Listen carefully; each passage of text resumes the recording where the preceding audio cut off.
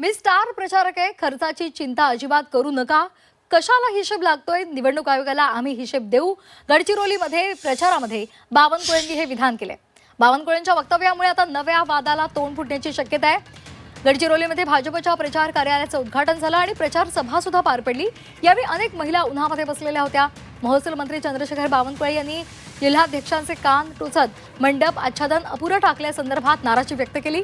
जिल्हाध्यक्षांनी budget कमी असल्याचं सांगताच निवडणूक आयोगाला आपण हिशेब देऊ, तुम्ही हिशेबासाठी घाबरू नका असा सल्ला दिला. बावनकुळे यांच्या या विधानावरून आता नव्या वादाला तोंड फुटलंय.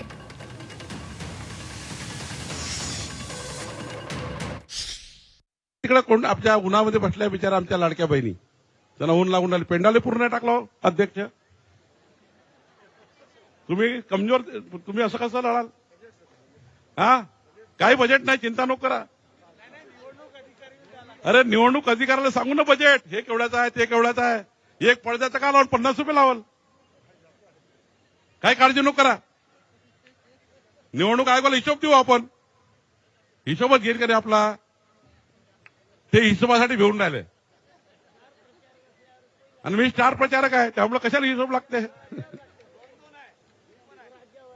आणि त्यामुळे राज्यावर आहे, आम्ही हिशोब देऊ. आमच्या लाडक्या बहिणीला उन्हात नाही बसवायचं. यानंतर निवडणूक आयोग हा आपला घरगडी आहे.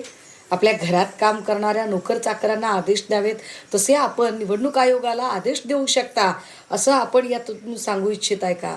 आणि जर म्हणजे घराची कळा अंगण सांगतो म्हटल्यासारखं जर मंत्रिपदावरची सरकारमधली व्यक्तीच असं बोलत असेल तर निवडणूक आयोग नावाची यंत्रणा किंवा पारदर्शक निवडणुका किंवा कायदा आणि सुव्यवस्था जी खालच्या लोकांनी राखायची आहे ती कशी राखली जाईल?